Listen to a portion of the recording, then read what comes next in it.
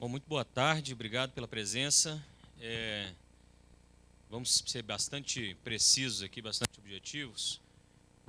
Estamos aqui, eu acho, para dar continuidade a um trabalho brilhante da Codeplan. Está aqui o professor Aldo Paviani, diretor da área de Estudos Urbanos e Ambientais, professora Ana Maria Nogales, diretora de Estudos Políticos e Sociais da Codeplan, e o Fred, que é o gerente de monitoramento que fez a coordenação, né, Fred, dessa pesquisa. Está aqui também toda a equipe da Codeplan que vem fazendo estudos importantíssimos para o DF e o Sérgio Alexandre. E, nesse caso, é uma metodologia que vai ser explicada aqui. Eu, pelo menos, já estive presente em outra apresentação de uma pesquisa que usou a mesma metodologia, que foi a da pesquisa de percepção sobre as tarefas de fiscalização, principalmente da AGFIS, né?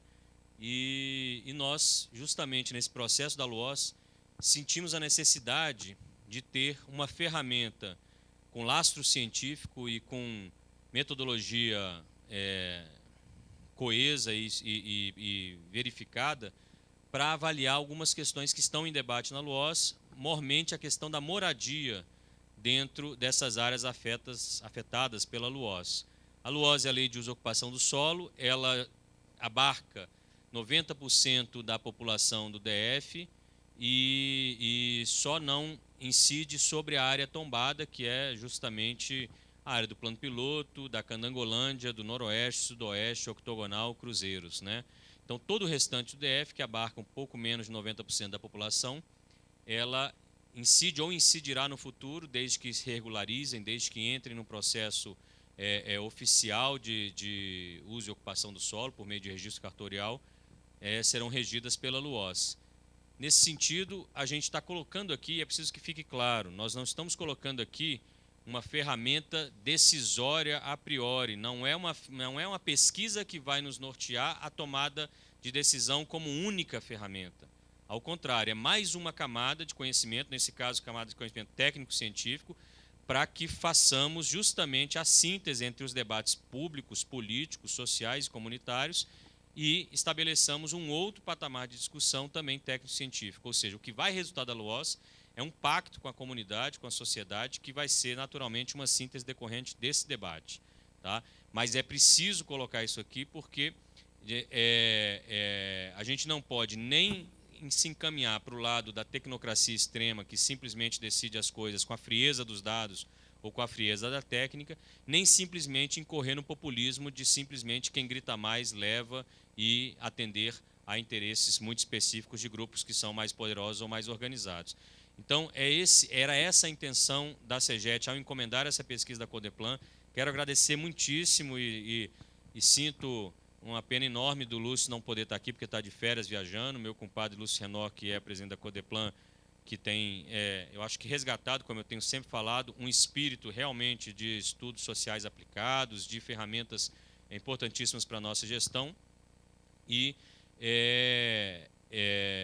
a nossa encomenda foi rapidamente executada, aceita. Foi um fluxo de trabalho assim tão linear e tão eficiente que eu quero, né, que vocês de fato transmitam isso ao Lúcio, e eu tenho óbvio que agradecê-lo pessoalmente também, mas à equipe, tá? Porque vocês vão ver que foram mais de 5.000 entrevistas realizadas em mais de 14.000 telefonemas dados. Então eu passo aqui a Ana, o professor Aldo, para também fazer a abertura, e a partir dali a gente está à disposição para responder as perguntas de vocês e fazer um debate que vocês comandam aí as perguntas. Obrigado. Bom, boa tarde a todas e a todos. Tiago, obrigada, né, pelas palavras. Em nome da Codeplan, em nome do presidente Lúcio Renó, também quero dizer da satisfação em poder colaborar, né, mais uma vez, né, dando subsídios para uma importante decisão da sociedade, né, que se refere à Lei do Uso e Ocupação do Solo. Então, é uma lei que vem sendo debatida há muitos anos, né? Então, é muito bom poder contribuir, trazendo novos elementos para essa tomada de decisão. Então, agradeço muito a equipe também, né, todo o empenho em realizar a pesquisa num prazo tão exíguo de tempo e que possamos trazer esses resultados aqui hoje. Muito obrigada. Boa tarde a todos os presentes, prezado Tiago, secretário da CEGET, cara Ana Maria, minha colega, e Frederico, que vai nos mostrar as diferentes facetas dessa pesquisa que foi realizada pelo ramal 156, né? Como o Tiago referiu, foi bastante rápido, foram consultadas muitas pessoas, algumas não quiseram apoiar, enfim, é próprio das pesquisas dessa modalidade, e nos mostra uma faceta interessante, né? A vontade das pessoas querer ou não, não é? Determinados estabelecimentos, ou no Lago Sul, ou no Parkway, ou no Lago Norte. Eu verifiquei hoje de manhã com o Tiago um pouquinho né, as conclusões e os achados, e achei que é interessante. Em outras pesquisas a gente pode renovar esse método que pode não ser direto como a PEMAD e a PEDAD, mas ele é um instrumento para nos mostrar, né, como é que pensam as pessoas em um período aí que muitos de nós não estamos sendo ouvidos, né, em âmbito, sobretudo, federal. Mas vá lá, independentemente disso, eu acho que a equipe está de parabéns, né, o pessoal que executou essa tarefa, e vamos lá, os resultados. Obrigado, Tiago.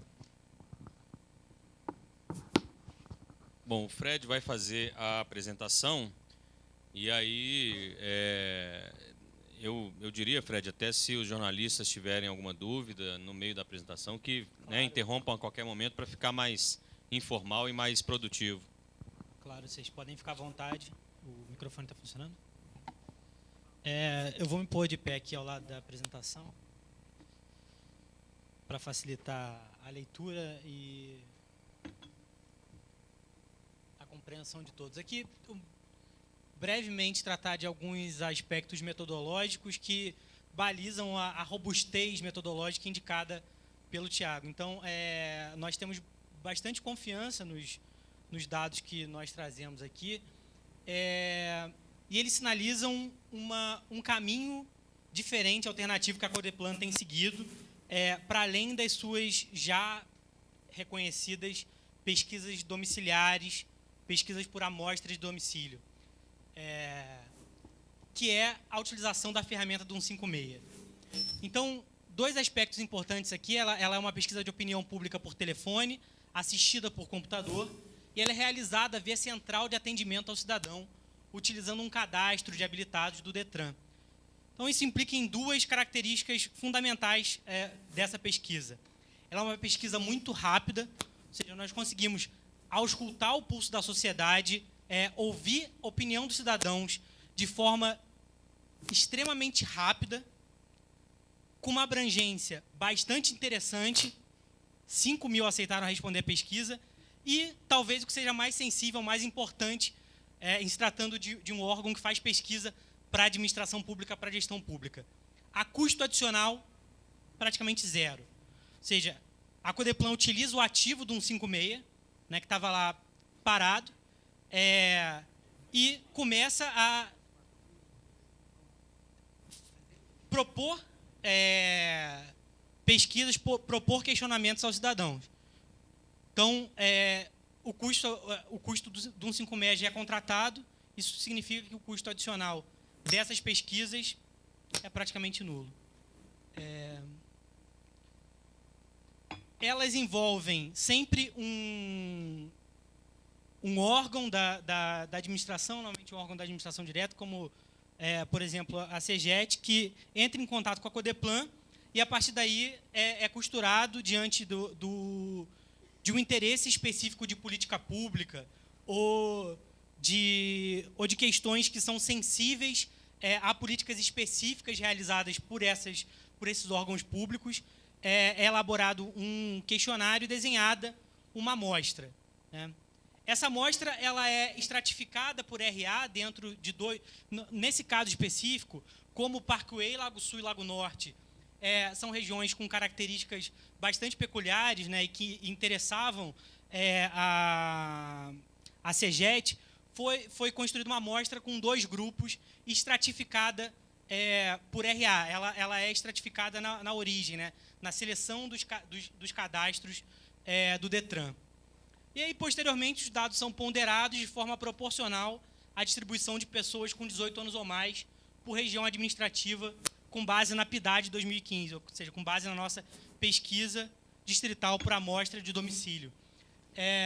Então, o resultado é que nós temos uma amostra que reflete de forma bastante próxima a população com 18 anos ou mais. Estudos anteriores, pesquisas anteriores do gênero já mostraram essa proximidade. É uma pesquisa extremamente confiável. Aqui, uma informação sobre margem de erro. Embora essa informação sobre margem de erro, ela quando vocês veem também nas pesquisas eleitorais, ela não é exatamente precisa, essa margem de erro, da forma que é colocada, mas como é uma informação que se utiliza e que se dá como caráter de qualidade da pesquisa, né, nós também adotamos essa nomenclatura aqui, lembrando que essa margem de erro aproximada de 1% para mais ou 1% para menos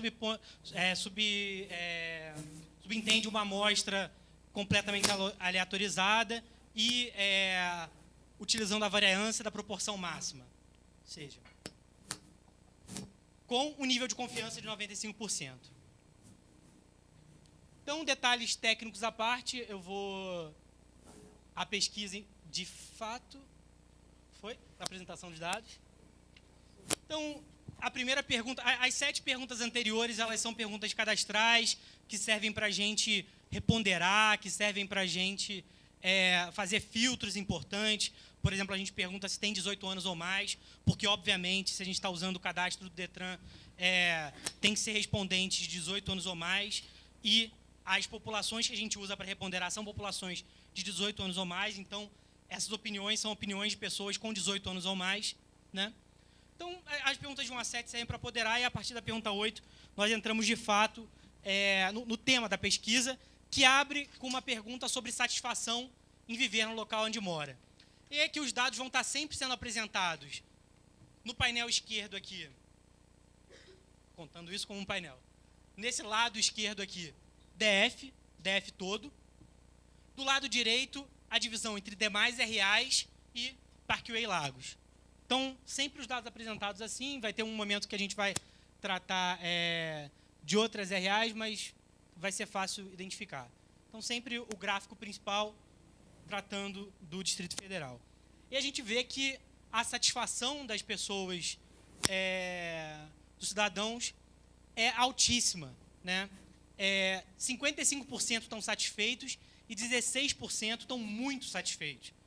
Isso implica um total de 71% das pessoas que se consideram satisfeitas em morar onde moram, em viver onde efetivamente moram. Mas existe já aqui um recorte interessante da satisfação apontado para as demais RAs em comparação com o Parkway Lagos. As demais RAs seguem uma distribuição muito similar, né, ao total do DF, porém a satisfação das pessoas que moram no Parkway e nos lagos, ela atinge o patamar de 90%. 42% das pessoas se dizem muito satisfeitas em morar no Parkway e nos lagos. Isso indica que, de fato, a intuição da CEGET de que era interessante avaliar em comparação, em perspectiva, esses 2 grupos se verificava. Aqui uma outra pergunta interessante sobre pessoas que têm a residência como local de trabalho, seja atendendo pessoas, seja vendendo alguma coisa ou fazendo algum serviço. Então, a proporção de respondentes que disse sim, o sim vai ser sempre o escurinho e não vai ser sempre o laranjinha aqui. Para todos os gráficos para frente de pizza aqui. Então, para o DF, 10% das pessoas disseram que usam a residência como local de trabalho. Atendendo pessoa, vendendo alguma coisa ou fazendo algum serviço. Só que, novamente, essa proporção é bastante diferente das demais RAs para Parkway Lagos. Enquanto nas demais RAs, 11% das pessoas dizem que fazem algum tipo de atividade, em Parkway e Lagos, apenas 6% das pessoas assim afirmam realizar alguma atividade. Aqui uma nova divisão, trazendo à baila também Taguatinga, Ceilândia e Samambaia, que foi uma outra divisão solicitada, especificamente para essa questão. Você vê que existe uma aproximação muito grande de Taguatinga, Ceilândia e Samambaia com as demais RAs, enquanto, novamente, Parkway e Lagos, aí 6%, mantendo, obviamente, o percentual do slide anterior. Fred, volta só um slide, deixa eu só explicar um porquê do recorte Taguatinga, Ceilândia e Samambaia. Primeiro, o maior aglomerado urbano ali, que o pessoal até tem chamado aí na geografia de Taceiza, né? Taguatinga, Ceilândia e Samambaia. Mas o fator urbanístico principal é que as três têm PDL, elas são regidas por uma lei específica, 3 leis diferentes e específicas, que é o plano diretor local. E esse plano diretor local ele tem uma metodologia extremamente permissiva em termos de usos, e ele estabelece os usos por grau de incomodidade. Então, as residências, via de regra, podem se valer de uma série de atividades econômicas no interior da residência. O que nós queríamos verificar com isso e queríamos comparar com Parkway e Lagos? É que você tem um normativo que já permite praticamente todas as atividades que são identificadas no interior da residência. E tem ali uma declaração de 10%, né? Isso verifique que é uma declaração das pessoas que foram entrevistadas. Não é uma verificação in loco ou uma fiscalização ou uma pesquisa em domicílio, como foi dito aqui.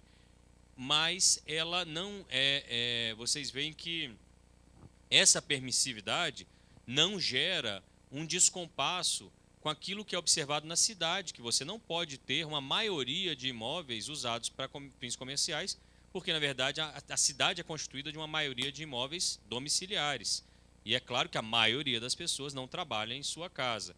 Tá? Então, isso é importantíssimo dizer. E também o outro fator é que essas 3 cidades têm seus tecidos urbanos altamente configurados e identificados com residências unifamiliares.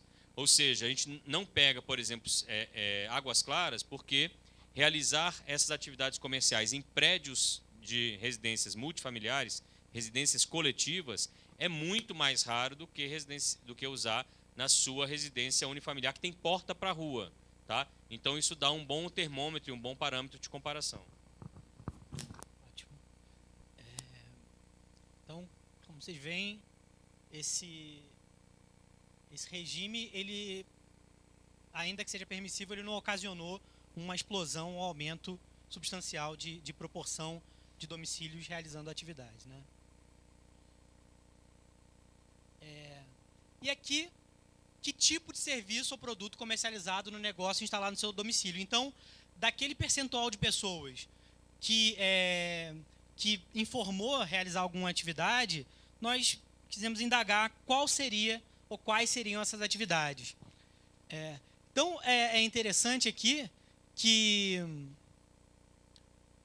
dentro do DF, costura, venda de roupas, cosméticos, artesanato, salão, é a moda, é a categoria mais importante. Cerca de 40% daqueles 10%, fazem esse tipo de atividade. Ao passo que as atividades de advocacia, consultoria, profissional liberal, são a segunda categoria mais importante, com 26%. As demais categorias elas têm um percentual relativamente baixo, e como elas já dizem respeito a um recorte, não é muito seguro fazer afirmações sobre elas, porque elas já são a partir de um recorte de 10%. Né? Quando nós vamos para a comparação entre Parkway e Lagos e demais RAs, aí se identifica uma distribuição muito similar nas demais RAs ao total do DF, porém, Parkway e Lagos, aqui ficou ficou em cima do recorte aqui, mas essa categoria, advogado, consultor, professor e afins profissionais liberais. Ou seja, é um professor particular, é alguém que tem um escritório de advocacia, corresponde a 76% daqueles 6% de Parkway Lagos que fazem alguma atividade. Ou seja, quase que exclusivamente aqueles 6% são praticamente todos esse tipo de atividade. Profissional liberal, advogado, consultor, contador, professor particular. Então, isso é interessante, que também mostra um recorte de atividade importante. Não só da propensão a ter atividades, mas de qual tipo de atividade dada aquela propensão. Aqui um outro recorte sobre planejar, comercializar algum serviço ou produto.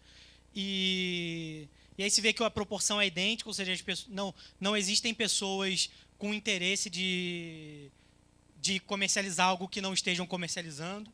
As que responderam que estão comercializando são as que responderam que têm interesse de continuar comercializando. E aí agora um conjunto de opiniões sobre esse tipo de atividade, né, que é a pergunta 10, que é uma pergunta bastante importante, para entender um pouco a predisposição do cidadão em lidar com esse tipo de atividade sendo realizada por domicílios na sua vizinhança. Então, de forma geral, quando perguntados se a lei deve permitir que as pessoas usem seus domicílios para comercializar produtos e serviços, 44% acham que sim, a lei deve permitir. 31% acreditam que sim, porém apenas para algumas atividades. Ou seja, se a gente soma aqui, a gente tem que cerca de 75% tem algum tipo de abertura para atividades. 44% indiscriminadamente e 31% tendo alguma espécie de controle ou de parcimônia em relação ao tipo de atividade. Ao passo que os 25% restantes acreditam que a lei não deve permitir, em hipótese alguma, esse tipo de atividade. Tem algumas coisas interessantes, obviamente, que estão relacionadas ao cruzamento dos dados. Pessoas que têm atividade e que acreditam que a lei não deve permitir. Essas coisas são interessantes, né? Quando a gente faz uma pesquisa que procura capturar a opinião das pessoas. A opinião delas é que elas mesmas não podem realizar atividades, ou elas não identificam que a atividade que elas estão realizando é uma atividade que pode ser classificada dessa forma, né? Interessante. Ou eu posso, meu vizinho não, né? É só contra a concorrência. É isso. E aí, novamente, as demais RAs, um comportamento muito similar ao DF de forma geral, porém, existe uma predisposição diferente de Parkway e Lagos para essa permissão. Aqui, a categoria mais importante é a lei não deve permitir. Entretanto, embora essa seja a categoria mais importante, a gente não pode dizer que haja uma prevalência refratária à atividade, porque em Parkway e Lagos, 25% acreditam que sim, ela deve permitir de qualquer forma. Porém, 34% ainda acham que para algumas atividades. Então, a gente chega a aproximadamente 59% das pessoas em Parkway e Lagos acreditando que pode haver algum tipo de atividade, né? Embora as pessoas estejam mais divididas do que no DF de forma geral, ainda assim prevalece o interesse que haja algum tipo de atividade. E aqui a gente fez de novo aquela divisão, Parkway, Lagos, Taguatinga, Ceilândia, Samambaia e demais RAs. E aí muito parecido de novo, Taguatinga, Ceilândia, Samambaia com as outras RAs. Aqui, nós quisemos ter uma ideia de rede, ou de conhecimento sobre a realização de atividades comerciais. Então nós perguntamos, você sabe se algum vizinho comercializa em sua casa algum produto ou serviço? Tem que ter atenção aqui porque essa pergunta ela não faz referência a uma proporção de domicílios.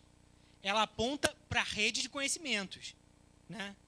Se nós dois aqui participamos da entrevista e ele tem uma atividade comercial, nós dois conhecemos ele, a proporção vai dar 100%.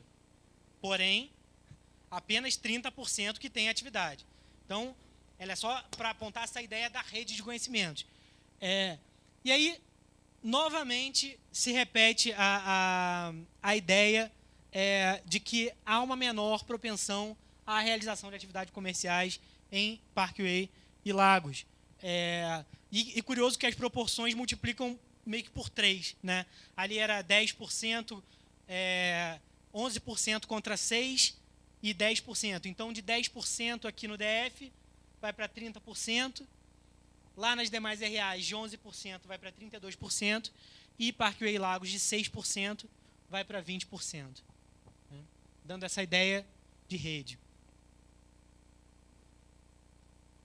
E aqui uma pergunta também relacionada a essa ideia do grau de leniência ou do grau de tolerância das pessoas com algum tipo de atividade realizada pelos vizinhos. A pergunta 12. Ter vizinhos que comercializam algum bem ou produto em casa te incomoda ou te incomodaria? Lembrando que, obviamente, é a percepção das pessoas, né, sobre o que acontece de fato e sobre o que poderia acontecer caso viesse a ter algum vizinho que comercializasse. E aí aqui a gente tem que cerca de quase 70% das pessoas no DF jamais se incomodariam, nunca se incomodariam com algum vizinho realizando algum tipo de... comercializando algum bem ou produto. Ficou bem o produto, é bem o serviço. Tá? Produto ou serviço, né? Tanto faz. E um percentual que se assemelha às demais RAs, porém que é diferente para Parkway e Lagos. Em Parkway e Lagos, 46% apenas das pessoas que nunca se incomodariam. Mas ainda assim, embora a proporção seja menor, ainda é a mais importante. Ainda que seja menor do que no DF e do que nas demais RAs, ainda é a maior proporção. Pessoas que nunca se incomodariam. Em contrapartida, o percentual de pessoas que sempre se incomodariam é bastante maior em Parkway e Lagos, quase 20%, ao passo que no DF e nas demais RAs ele é apenas de 7% e 8% ali. Então, desse percentual de pessoas que se incomodaria algumas vezes, ou na maior parte das vezes, ou sempre, nós procuramos saber quais são, o que te incomoda, né? O que te incomoda ou incomodaria? Por que você se afetaria tanto pela presença de um comércio ou por algum vizinho comercializando algum tipo de bem ou serviço? E aqui lembrando novamente. Então, essa próxima pergunta ela é feita para os 31% do DF, né, que são as pessoas que de alguma forma se incomodariam, 30% das demais RAs, que de alguma forma se incomodariam, e os 54% de Parkway e Lagos, que de alguma forma se incomodariam. Tá rápido, tá tranquilo, vocês estão... Ninguém fez pergunta? Tá... Né? Não? Tá bom. Então, a grande questão parece ser, para o Distrito Federal, parece ser o barulho, né? Daqueles 30% que tem reticências, tem algum tipo de reticências quanto à realização de atividades, ou algum tipo de reservas em relação à realização de atividades, quase que metade é por conta do barulho, né? No Distrito Federal. Nas demais RAs, a mesma coisa. Porém, sim.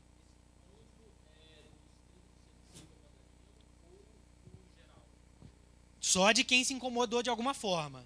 Ele só pega esse pessoal aqui. Quem nunca se incomoda, nunca se incomoda. A gente não tem para que perguntar com o que a pessoa se incomoda. nem faria sentido, né? A gente ia perguntar, você nunca se incomoda? E o cara ia, eu nunca me incomodo com barulho. Tá vendo? Então, a gente ia acabar estimulando que ele desse uma resposta menos sincera a partir da reflexão dos problemas que iam ser apresentados na próxima pergunta. Entendeu?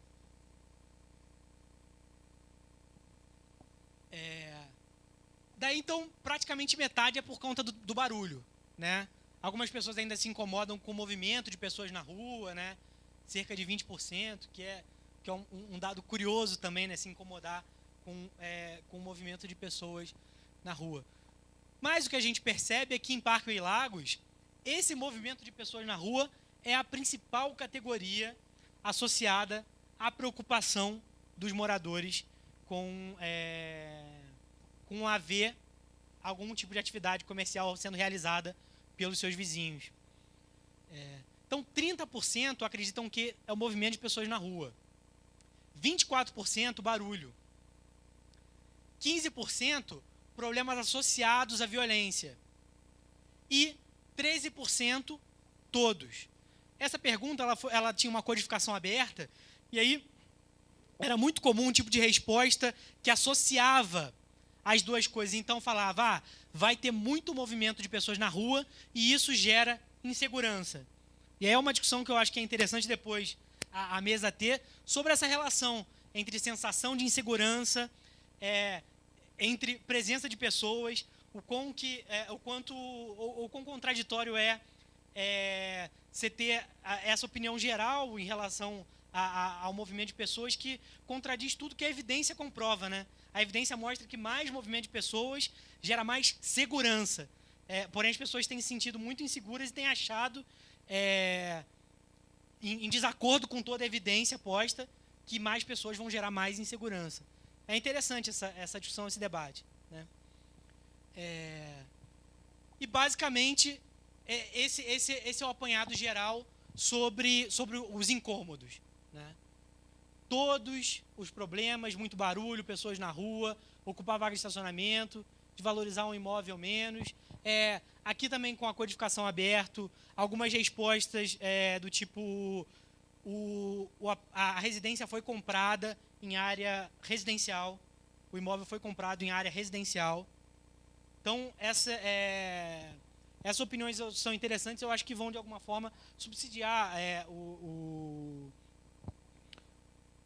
a discussão pública, o debate público, que, como muito bem colocado pelo Tiago, tem que ser certamente uma conjunção do conhecimento posto, da academia, do saber, né, e também das forças políticas legítimas que estão lutando pelos seus interesses e pelo seu espaço. Então, aqui, já conduzindo para o final do questionário, algumas perguntas relacionadas à proximidade de equipamentos públicos. Aqui, de novo, é uma pesquisa de percepção. Então, não necessariamente existem esses elementos aqui a 10 minutos a pé da casa das pessoas. Talvez, inclusive, o grau de prevalência do uso de automóvel no Distrito Federal tenha um pouco tirado da cabeça das pessoas o que é essa ideia de 10 minutos a pé, o que são 10 minutos a pé. Né? Mas isso aqui é só para ter uma ideia aproximada de como as pessoas acreditam que está próximo o comércio e a provisão de serviços públicos e o quanto elas gostam e utilizam esses equipamentos, esses serviços e esse comércio. Né? Então, supermercado, farmácia e igreja, aparentemente, tem a 10 minutos de todos os lugares. Né? Cerca de 90% aí das pessoas indicaram essas categorias. Depois vem salão de beleza. Então, eu diria que esses 4 são os 4 campeões de proximidade. Farmácia, igreja, salão de beleza e supermercado ou padaria.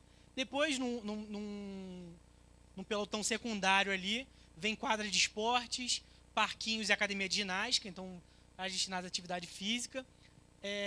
Posto de saúde e clínica privada um pouco reduzida também, 57,9%. E aí bar, lanchonete ou restaurante, 17,7%. O que é interessante é que as pessoas que se incomodavam reclamavam do barulho, né? Mas eu não sei se era o barulho de bar lanchonete ou restaurante, porque aparentemente eles não estão tão próximos.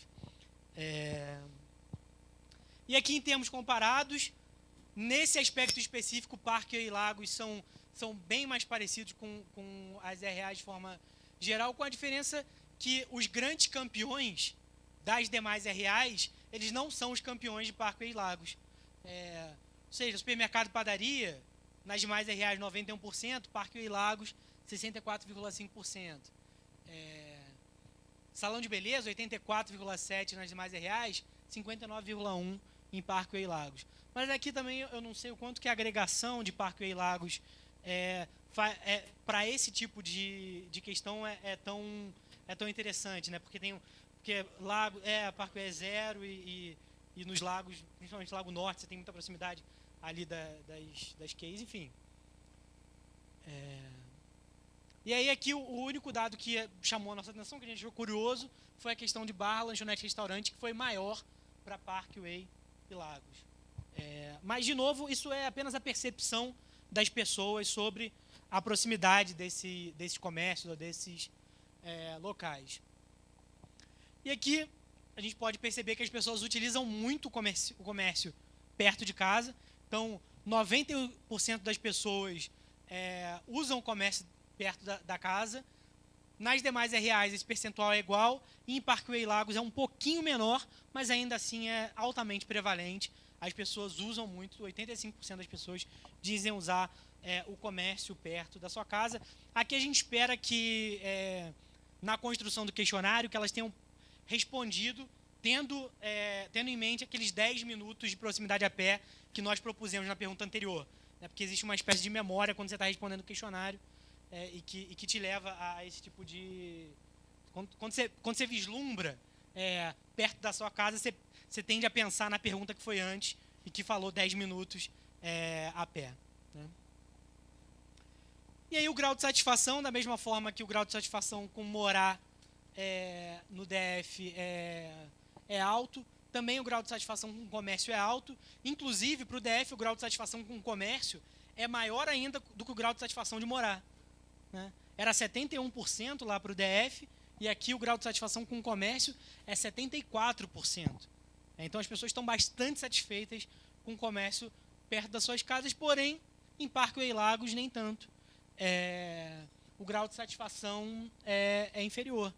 Embora ainda seja bastante alto, cerca de 70% das pessoas estão muito satisfeitas, ele é melhor do que aqueles impressionantes 90% que estão ou satisfeitos ou muito satisfeitos com morarem morarem em Parkway, no Parkway e nos Lagos.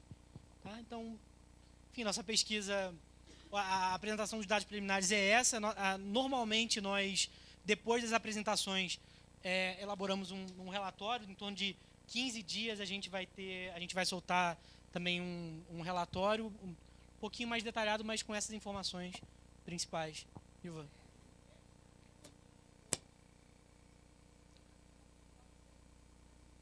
Ah, tá, no PDF, né? Engraçado que eu abri um PDF que saiu, outro PDF que não saiu. Na cópia de vocês, não tá? Tá. Tá bem. Tá bem. Essa apresentação ela já está disponível online, né? Isso é mais uma iniciativa também que a Codeplan tem abraçado com muito empenho, que é de publicidade. Assim. Então, todos esses dados eles foram trabalhados em software livre, no R, e é possível que outros pesquisadores reproduzam. Ou seja, a gente tem essa iniciativa de permitir a reproduzibilidade de todas as pesquisas que a Codeplan publica, obviamente resguardados os critérios de sensibilidade, de inviolabilidade do dado, né? Para as pessoas terem segurança de quando elas respondem, ninguém vai saber quem são elas. Mas a gente tem tido essa política, eu acho que é uma política importante, enquanto produtor público de dados e analista também desses dados. Então, é isso.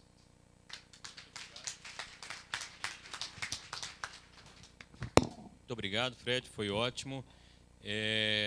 Quero só chamar a atenção, mais uma vez, antes de abrir para as perguntas, a consistência e o espaço amostral. São 5.000 questionários, um pouco mais, 5.089 questionários respondidos.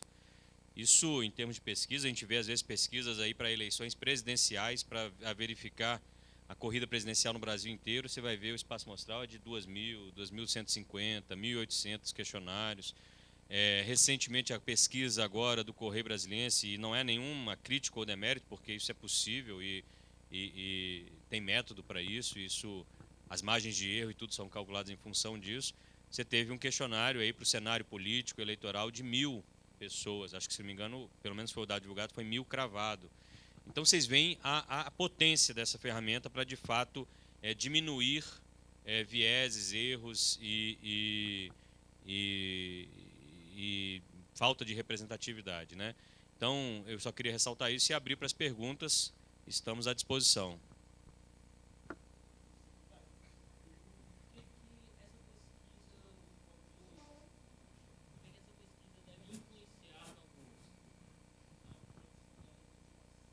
A gente tem audiência pública amanhã.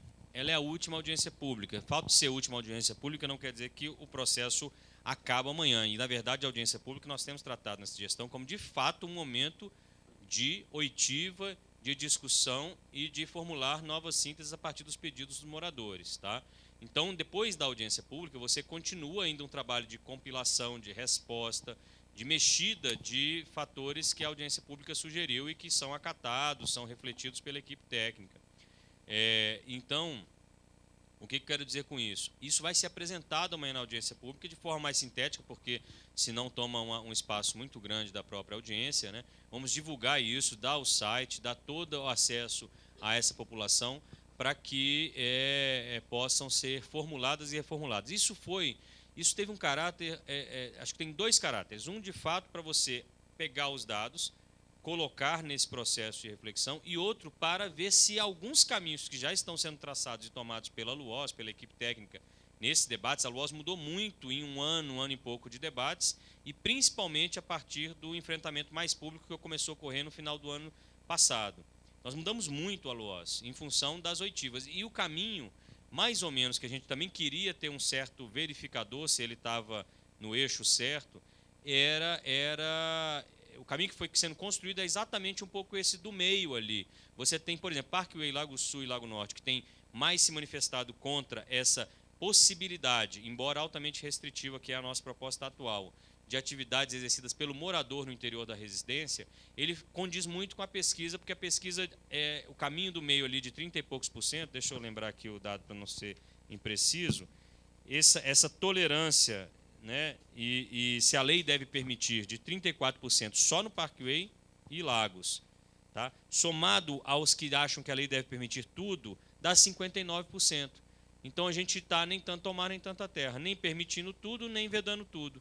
E isso aí, digamos, atenderia aos anseios, pelo menos parcialmente, de 59% da população. Agora, como eu falei, é uma camada que tem rigor técnico-científico para nos subsidiar, apresentar isso para a população e ver como a população também reage a isso.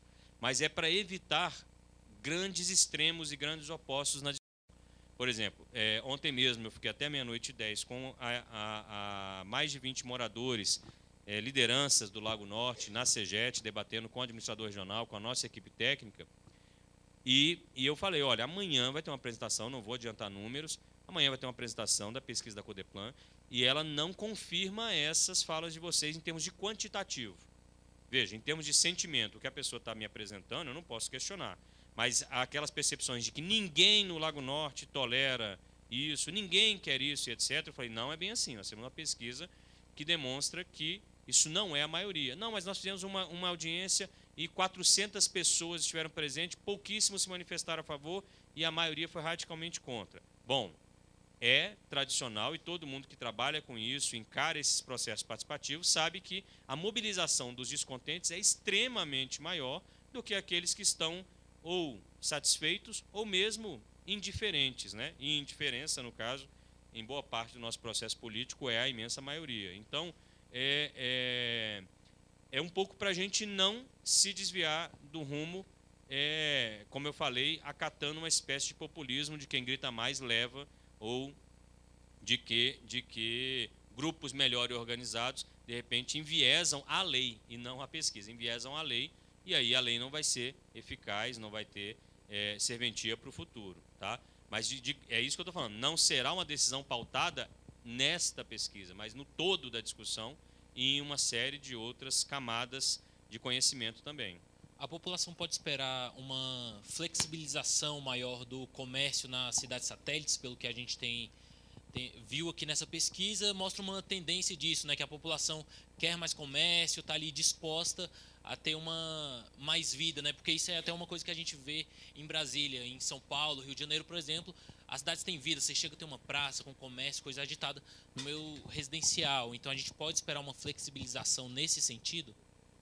Bom, e o pessoal está falando aqui uma coisa muito séria. Depende do PDL. Na verdade, depende se a cidade tem ou não tem PDL.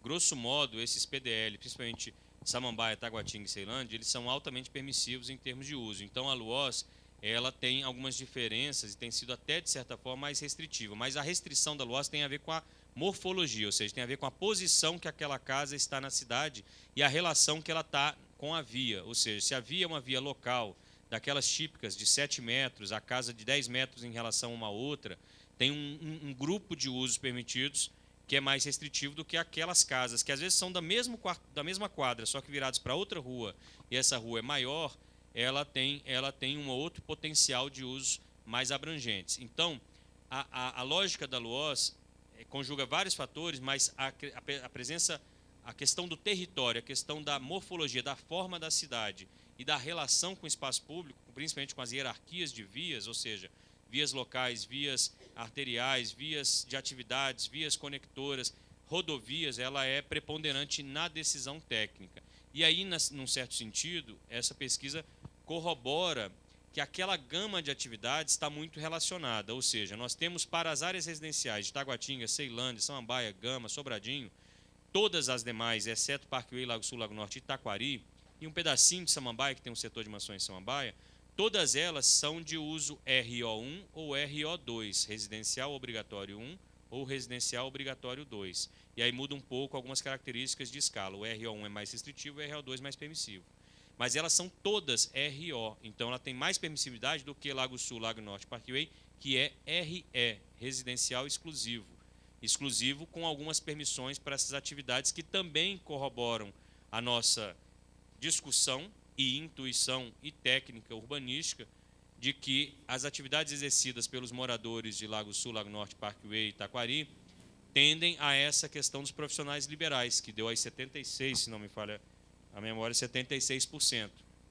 Tá? Enquanto nos outros isso já é mais dividido, e o comércio, inclusive, de produtos de comida e etc., né, já até aparece mais. Então, isso reitera as nossas intuições, nossas percepções como técnicos, como gestores urbanos e as nossas vistorias. Porque nós fizemos vistoria em todas essas áreas da LUOS para justamente realmente entender a lógica do espaço urbano, fazendo jus a um princípio fundamental da LUOS: respeitar as características locais e vicinais de cada RA, porque elas são muito diferentes e nós estamos unindo-as numa metodologia, mas não numa uniformização. Ou seja, o método da LUOS é o mesmo entre Samambaia, Ceilândia e Sobradinho, mas os parâmetros e a percepção e a qualidade que se coloca do espaço público, ela é referenciada em cada lugar. Então, nós não temos uma altura padrão para a LUOS, nós não temos um recuo frontal padrão para a LUOS, nós não temos um potencial construtivo padrão para a LUOS. Muitas vezes, uma rua, você tem um lado com uma altura máxima, o outro com a outra. Então, isso tudo é analisado caso a caso. Foram 360 mil lotes, todos eles, eu posso dizer que ele foi estudado caso a caso, porque ele constitui uma base de dados, ele tem uma identidade própria, e ele tem área, ele tem dados específicos lote a lote.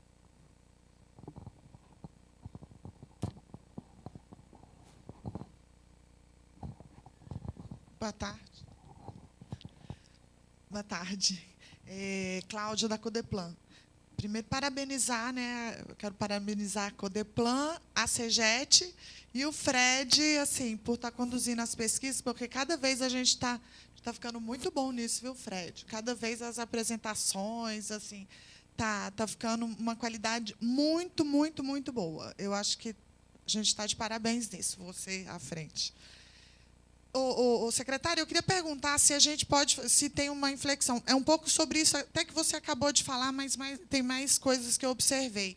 Se você comparar Lago Norte com outras RAs, né, Lago Norte e Parkway, a gente consegue ver aquela prevalência dos serviços, né, Brasília, vocação, que tem aquela coisa de serviços, e porque os lagos pegam o plano piloto, né, a RA também que pega a mesma, como é que a gente fala? A mesma, tem uma linha igual ao plano piloto, então Grupo de renda? isso, assim, mais ou menos. Então eu acho que ele consegue manter visto de serviços, né, o 9.1, que tipo de produto é comercializado. Você vê que a venda de serviços é muito grande, concentra muito no lago, né?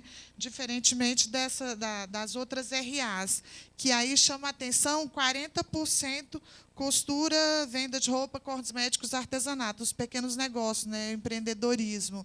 Então, acho que isso também é bom para nossas linhas de estudo sobre empreendedorismo, arranjo produtivo, essas coisas a gente pode já começar também a comparar esses dados. A outra, no 13, o que mais te incomoda, incomodaria, tem alguma coisa, por exemplo, me chamou a atenção o dado do lago, movimento de pessoas na rua, 30%, que é o que mais o que mais incomoda no lago é o movimento de pessoas na rua. E é engraçado mesmo, toda a estrutura que é montada no lago e tal, eu acho que isso realmente deve incomodar as pessoas, porque não é um local que as pessoas ficam muito passeando na rua. Mas eu queria saber o seguinte, tecnicamente, isso tem a ver com idade? Porque eu acho que a população dos lagos, do Parkway, ela é uma população mais envelhecida do que a população de outras RAs, né? Principalmente RAs mais novas, a população é mais jovem. Tem a ver?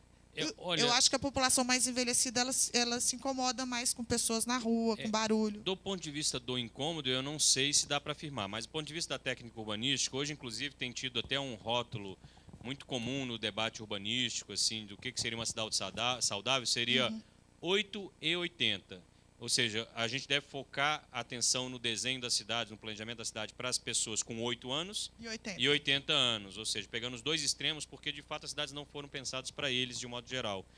E aí você tem, hoje, um fenômeno internacional, mundial, de envelhecimento muito acelerado. O Brasil, mesmo país em desenvolvimento, já está com um processo de envelhecimento muito candente. Então, mas, de um modo geral, quando se fala isso, é justamente porque essas camadas são faixas etárias que utilizam muito o espaço público, né? Você vê em cidades mais tradicionais, com a presença da casa na rua, das praças, etc., muito desse espaço público de lazer e passatempo, ele é utilizado justamente pelos idosos. Então, não sei se o idoso é per se refratário ao movimento na rua, mas eu diria que o fenômeno que mais, assim, intuitivamente, e pegando a técnica urbanística, eu acho que o fenômeno de classe social e renda é que tem mais preponderância nesse fator de ter um incômodo com a rua, porque aí tem a ver com a percepção de segurança. Do que faixa etária, né? Do que faixa etária. Porque você tem questão de percepção de segurança e tem uma percepção de fato de que o problema é proteger patrimônio, é se proteger e não necessariamente comungar do espaço público. Além do que, isso também é outro fenômeno, quanto mais abastadas as áreas, mais autossuficientes elas são no interior da sua residência, com todos os equipamentos de lazer, de entretenimento e de, digamos, aparato, tanto de segurança quanto, principalmente, de se autoprover, principalmente, né, dessas questões mesmo de lazer. Então, eu diria, assim, na minha intuição, e aí eu queria até ouvir os professores também, para ver se tem alguns outros insights sobre isso.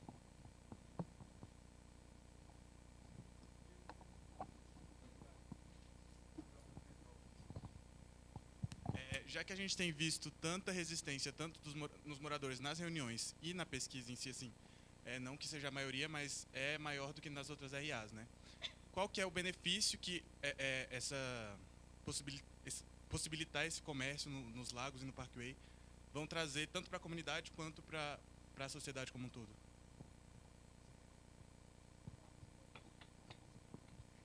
Olha, assim, a gente, obviamente, nesse aspecto, ninguém tem bola de cristal, a gente fala em tese. Para nós, inclusive nesse debate ontem com o Lago Norte, nós dissemos claramente, olha, A cidade, ainda mais num bairro, eu falei claramente, a ideia de flexibilizar alguns usos, mesmo mantendo residencial exclusivo, mesmo esses usos tendo condicionantes, nós não estamos falando de comércio, fachada comercial, coisas que precisem de licenciamentos complicados e que tenham riscos. Nós estamos falando de atividades principalmente corroborando esses 76% de profissionais liberais, autônomos, serviços, atividade intelectual propriamente dita, de modo geral.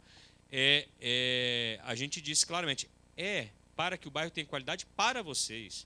Ninguém está pensando que esses bairros que têm configurações urbanas extremamente isoladas, dispersas, a pesquisa que o Serginho Jatobá coordenou sobre as densidades urbanas na Codeplan mostrou o Lago Sul com 6,67 habitantes por hectare. 1 hectare é 10 mil metros quadrados, gente. Ou seja, nós temos menos de 7 pessoas a cada 10 mil metros quadrados de espaço na RA. E o Parkway 3,6 também, se não me falha a memória. Ou seja, são tecidos altamente dispersos, são configurações urbanas pouco irrigadas e acessíveis dentro da malha urbana do Distrito Federal, ou seja, o Lago Norte, por exemplo, é uma península. O Parkway você tem, às vezes, centenas de casas que você tem praticamente uma única via troncal de acesso, ou seja, não tem, do ponto de vista urbanístico, morfológico, qualquer possibilidade dessas áreas se transformarem para virem a ser polos de desenvolvimento econômico, centros de desenvolvimento econômico. Isso é uma sandice.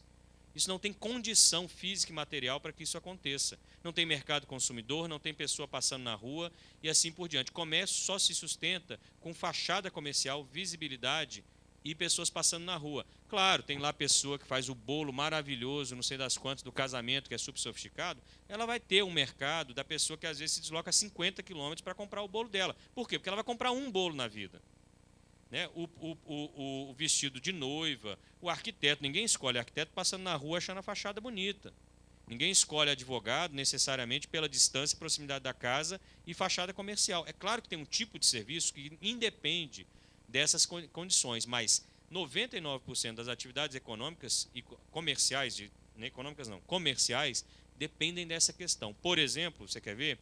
A gente tem fotos de 1960 que o comércio local sul já estava todo, no dia da inauguração, virado para a fachada da rua. Obviamente, tem sempre uma característica regional.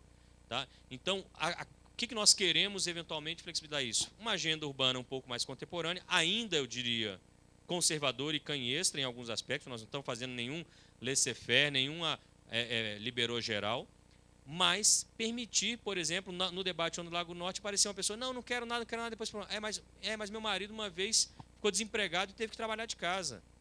Com essa precarização das relações de trabalho e dessa mudança radical de paradigma do que é emprego e o que é trabalho, as pessoas, por exemplo, estão sendo obrigadas a trabalhar muitas vezes como PJ. A minha mulher, sua colega jornalista, é MEI dentro de um apartamento na Superquadra Norte e trabalha como assessora de comunicação em casa. Né? Então, isso está cada vez mais comum, pode ser uma grande tônica, nós não devemos e não queremos, né? O debate é que vai dizer como ficará no futuro, mas nós não devemos e não queremos cortar essas possibilidades a priori. Por exemplo, e aí a gente percebeu também, João, né? Pedro, desculpa.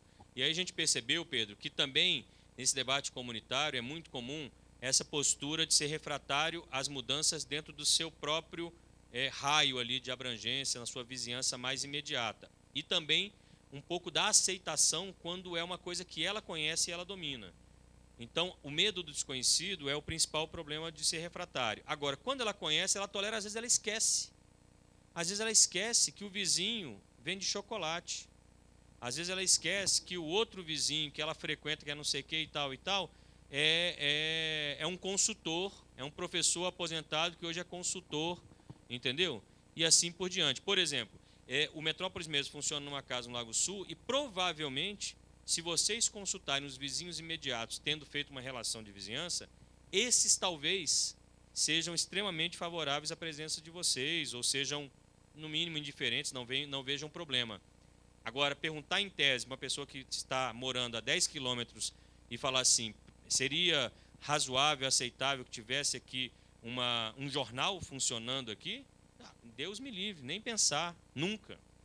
Entendeu? Então, é por isso que a gente não pode esgarçar para uma tecnocracia e fazer uma lei baseada em pesquisa, nem esgarçar para o lado de uma postura populista de atender dois grupos, duas vozes e não fazer toda uma ponderação.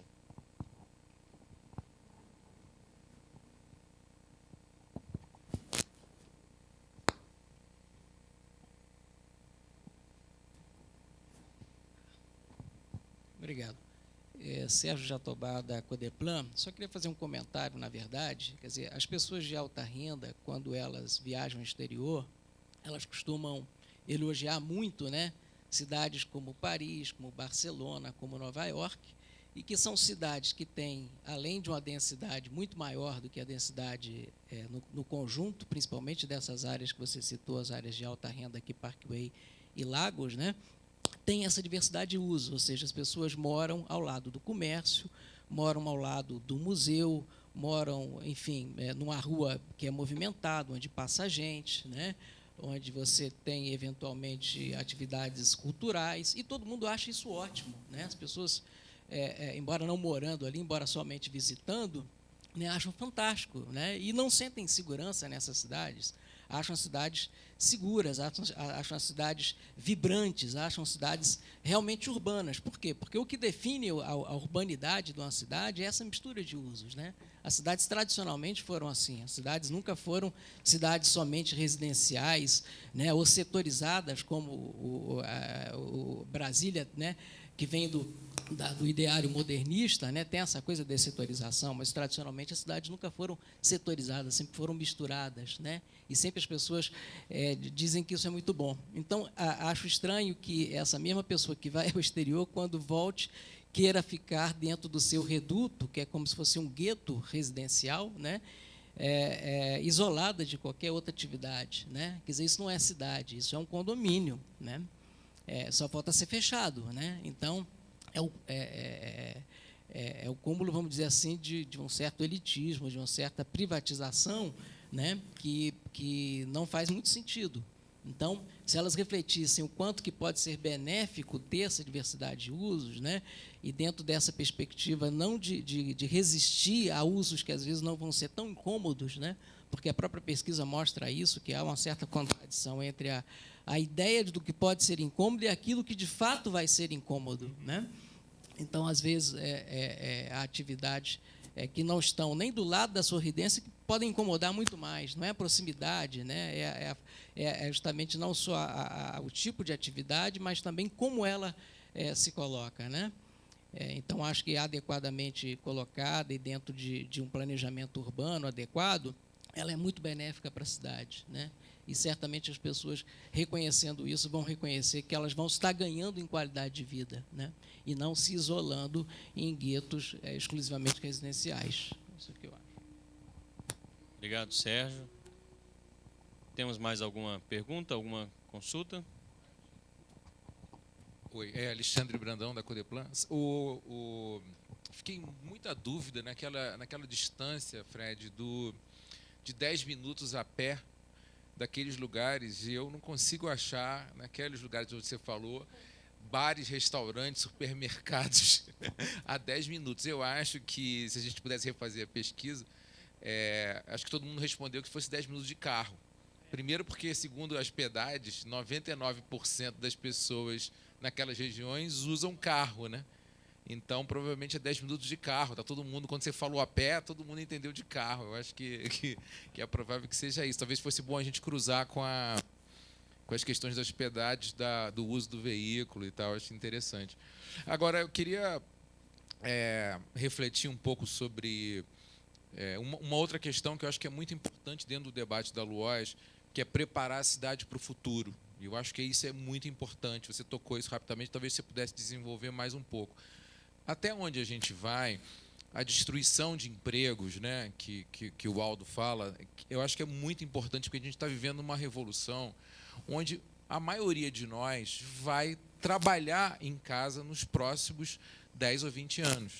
Seja fazendo jornalismo, seja fazendo arquitetura, seja fazendo economia, seja fazendo jogos eletrônicos, seja fazendo blogs, internet, enfim, tudo. Eu acho que mesmo o comércio passa por uma revolução onde a comercialização, a entrega de produtos, ela é feita via internet e de ponto a ponto, ou seja, eu junto uma coisa aqui, vendo algumas coisas de um outro lugar e entrego no terceiro, tudo sem passar pela rua. Então, a urbe, a urbanidade, a sociabilidade da sociedade nas próximas décadas, talvez na próxima década, vai mudar completamente. Então, você abrir o espaço para que esse tipo de atividade seja feito em residencial, para mim, é um avanço tremendo para uma cidade que quer ser quaternária, como o Aldo fala, e com uma cidade que vive basicamente de serviços, né? Talvez o que a gente possa fazer na LUOS é diferenciar bem que tipo. E assim, eu acho que é ruim quando a gente junta comércio e serviço, porque o comércio dá sempre a ideia da gordura, da vaga, do estacionamento e tal. Mas a prestação de serviços, ainda mais via serviços de comunicação e internet, eu acho que é fundamental para uma cidade viver o futuro, entendeu? Então, acho que é muito acertado a gente fazer esse debate e avançar na lei nesse sentido, né? Eu acho que você tem razão. Assim, a LUOS, ela tem o foco, acho que a maior visão de futuro da LUOS tem a ver com isso, com o mix de usos e uma organização da cidade orientada para uso misto, coerente e consequente com essas cargas e esses potenciais construtivos, equilibradamente. Agora, a questão que você menciona sobre comércio não é o que está sendo proposto hoje na LUOS, de forma alguma. Nós estamos falando realmente, basicamente, de serviços. Comércio e serviço sempre tem também uma zona cinza, né? Assim, né? Tem coisas que uma pessoa identifica como serviço, a outra identifica como comércio e assim por diante. A gente até citou alguns casos aquele dia, assim, de fronteiras, assim, que são um pouco complicadas. Por exemplo, a costureira que faz o vestido de noiva, ela trabalha com comércio ou com serviço, né?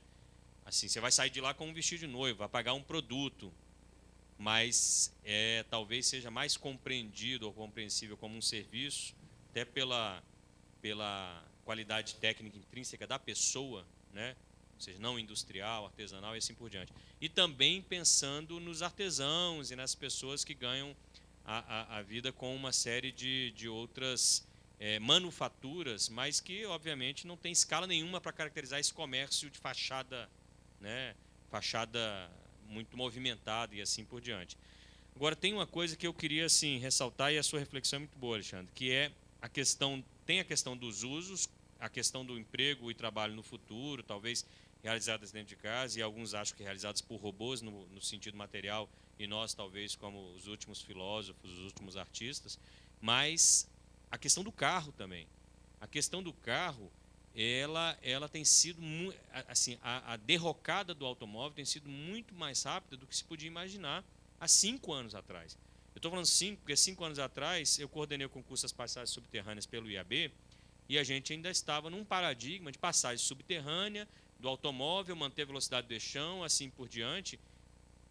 E naquele momento ainda era uma discussão muito tênue dos carros, primeiro autoguiados, depois não existiu o Uber e assim por diante. Eu tive um debate com os shopping centers, a Associação de Shopping Centers, o Iguatemi, sobre questões de LUOS. Eles identificaram no último ano uma queda de 30% no uso do estacionamento do Iguatemi Lago Norte. E eles disseram que não corresponde a um decréscimo de população presente no shopping. O que é isso? Uber, carona, bicicleta, a pé, né? E também tem verificado uma mudança radical no padrão de consumo do varejo. Eles estão claramente já com uma visão de futuro de que o shopping center não se sustentará mais como varejo. E ele já disse que tem várias marcas que sustentam a sua loja no shopping como mostruário, porque algumas daquelas marcas já vendem mais de 40% das suas mercadorias pela internet, entendeu? É uma coisa que se falasse também 5, 10 anos atrás que as pessoas iam estar comprando roupa e sapato pela internet, a gente falaria, não, mas precisa provar. Não, as pessoas estão comprando roupa e sapato pela internet. E assim por diante. Então tem uma mudança radical que o carro realmente tem uma perspectiva hoje urbanística muito séria de serem extintos, pelo menos virtualmente extintos, ou seja, essa quantidade ela talvez não virá a existir, e essa questão então dos deslocamentos. E aí, se você se você não tem uma cidade capaz de absorver a ideia de não deslocamento e continue forçando a prática do deslocamento, talvez essa cidade seja muito inadequada para o futuro. Então, isso sim é uma reflexão. De um modo geral, a LUOS está sendo cuidadosa e até conservadora, porque nós estamos fazendo uma grande mudança metodológica. Então, nós não estamos arriscando muito em desenvolvimento econômico, em grandes mudanças urbanísticas, porque a gente, de certa forma, fez esse pacto para fazer uma LUOS possível e cuidadosa, porque a metodologia é tão radicalmente diferente que a gente precisa aí desses primeiros 10 anos, porque a LUOS vai estabelecer, pelo menos agora, no nosso projeto de lei, 5 anos para uma revisão e 10 para uma nova LUOS. Então, talvez seja o período de maturação dessa metodologia para, na nova discussão daqui a 10 anos, a gente ter, de fato, uma LUOS que seja mais propositiva em termos de mudança espacial, territorial.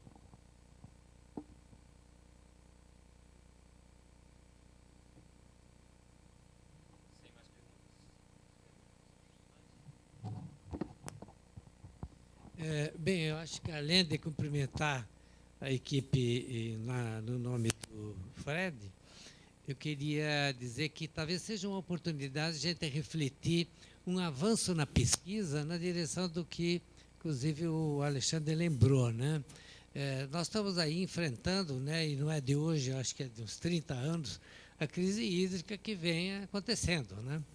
E ontem, inclusive, a gente estava vendo quais são medidas necessárias, né, com o pessoal da Casa Civil, e eu acredito que uma pesquisa pode ser feita em certos bairros, sobretudo os mesmos, Parkway, Lago Sul e Lago Norte, no sentido de que as pessoas mais ricas não estão ligando muito a isso, quer dizer, não generalizando muito, mas consomem água 2.000, 3.000 por mês, quer dizer, então está havendo um exagero, né? E ainda lavando carro, quer dizer, eu acho que no futuro, lavar carro, lavar calçado, não sei o que, é crime ambiental. A água potável não tem essa finalidade, né? Então, eu diria que, e aí uma coisa associada, e agora eu lembro um congresso que tivemos no Senado Federal em 1974, na geografia nós fomos 3 apresentando o trabalho lá, tinha o Coutinho, diversas outras pessoas, e a presença do Lúcio Costa. Na ocasião, ele reclamou que ele passou pela cidade e viu que tinha pouca árvore. Claro que hoje foi triplicado o número de árvores, sobretudo no plano piloto, ele circulou por aqui. Mas, se você olhar os mapas, há um degradê no sentido que a gente vai ver amanhã na Ceilândia, na estrutural, da falta de plantas. Então, quer dizer, o futuro aponta de que a gente tem que plantar mais árvores para ter como a água infiltrar no lençol freático, ou nos lençóis freáticos. Então, eu diria que uma pergunta numa pesquisa dessa sobre como é que ele está vendo a crise hídrica, como é que ele está vendo uma futura dificuldade no uso do automóvel, né? Porque eu acho que a pesquisa reflete muito, e eu acho que alguém lembrou aí, né, que o Alexandre, né, que falou dos 10 minutos a pé, e eu coloquei aqui, mas usa ir a pé, por exemplo, distinguir.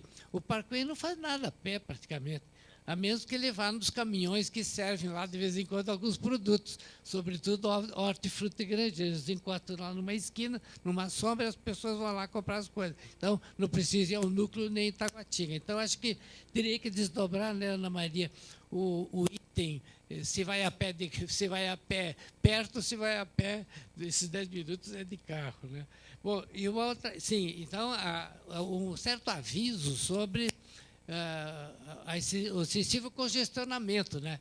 Geralmente nos lagos não há congestionamento, mas quem demanda o plano de piloto tem. Então, quer dizer, não vai usar a hora de pico para fazer compra no plano de piloto, vai ter que usar, geralmente é os sábados, quando congestiona as quadras comerciais que tem um comércio bastante homogêneo.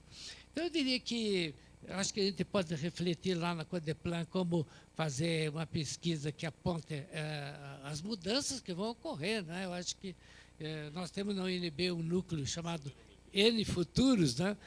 Com Isaac White, a gente discute coisas interessantes. Uma última foi a última reunião, falou sobre a biotecnologia e a neuropsicologia, né? Como é que uma criança vai adquirindo a linguagem e tal. Então, quer dizer, tudo isso para nós melhorarmos, inclusive na área educacional. Eu acho que uma pesquisa dessa pode ser também educativa, no sentido dele verificar o seu relacionamento com a vizinhança. Por exemplo, eu moro num lugar em que vieram me perguntar se na minha rua a pessoa podia ter um escritório de advogado. É claro que eu digo, não vai dar muito movimento, como de fato não deu, não perturba. Quer dizer, por isso que eles têm uma certa aceitação aqui, sobretudo Lago Norte e Lago Sul. No demais, eu acho que é isso, uma pesquisa bem feita, né, bem elaborada, a gente está vendo aí o resultado, vamos tirar os frutos daí, né, para até comentar um pouquinho isso lá entre nós, ou então até com a CEGET, quando a gente tem um ACT que funciona bem, não é? Tá bom, obrigado. Só alguns últimos comentários, né? Falar também da felicidade de estar com esses dados da pesquisa e de pensar, né? A possibilidade de pensar futuro. Quer dizer, a gente tem uma lei, né, que está sendo discutido agora, mas leis, geralmente, né, a gente estava discutindo recentemente a lei trabalhista, né, que a CLT já desde, né, de 1940 e poucos, então são leis que perduram. Então a gente tem que pensar também, nosso mundo está muito em transformação. E Brasília foi modernista, né, na década de 50, 60, e muitas das coisas não funcionaram. Está no momento da gente rever, né, mudar paradigmas.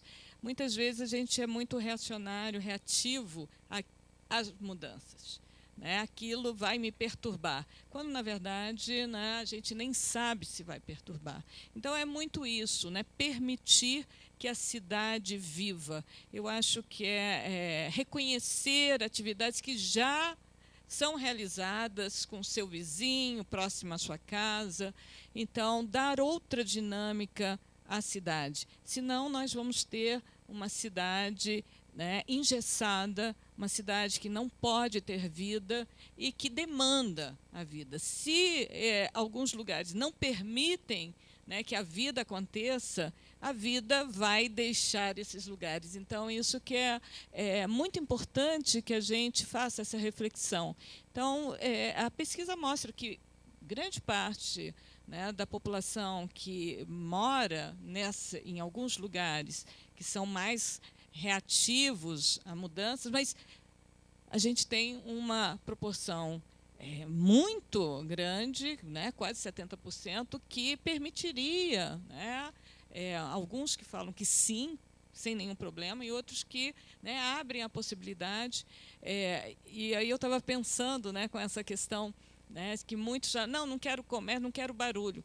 Mas o que tem de festas nesses locais e que a gente não dorme, né, durante os fins de semana, quer dizer, eu posso fazer a festa e incomodar o meu vizinho, mas o meu vizinho não pode fazer um trabalho, né, que não vai incomodar. Então, são percepções, né, diferentes do uso do espaço, né, que ele habita e qual é, né, essa relação com a sua vizinhança. Então, nesses espaços, são espaços onde as residências são muito autossuficientes, como disse o Tiago, não há, né, a inter-relação de vizinhança é baixa, então isso permitiria, inclusive, né, o maior uso dos espaços públicos e quando você tem maior uso de espaços públicos, como bem lembrou o Sérgio, você tem uma redução da violência. Todo mundo se preocupa com a violência. E ontem eu ouvi no Jornal Nacional, ou anteontem, um morador do Rio de Janeiro falando, olha, os bairros, né, tradicionais, Copacabana, Ipanema, Leblon, que eram tradicionais de você ter à noite, né, a bossa nova, os sambas e tal, né, o turismo. Agora, 9 horas da noite, não tem mais ninguém na rua. Então, a cidade, né, alegria hoje não é. Nós não queremos isso, nós queremos uma cidade com vida, que traga vida, né, alegria. Então, eu acho que a LUOS vem atender, está pensando nisso, atender algo que já está aí e permitir, né, que as novas gerações usufruam do espaço público da melhor maneira. Bom, só tenho a agradecer. De fato,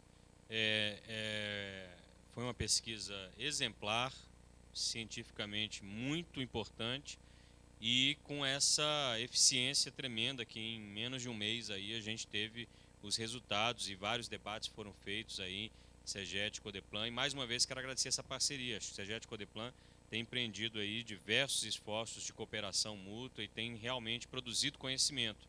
Então, mais uma vez, eu acho que toda a diretoria estenda os parabéns à equipe e ao presidente Lúcio. E um dado que eu acho extremamente relevante e, de certa forma, motivo de orgulho, eu acho, para os cidadãos, é o primeiro slide que a gente acabou não comentando muito, que talvez tenha sido a maior surpresa de todos, o slide da satisfação que as pessoas têm com o seu ambiente de moradia, né? Ou seja, você tem, em geral, 71% entre muito satisfeitos e satisfeitos, né?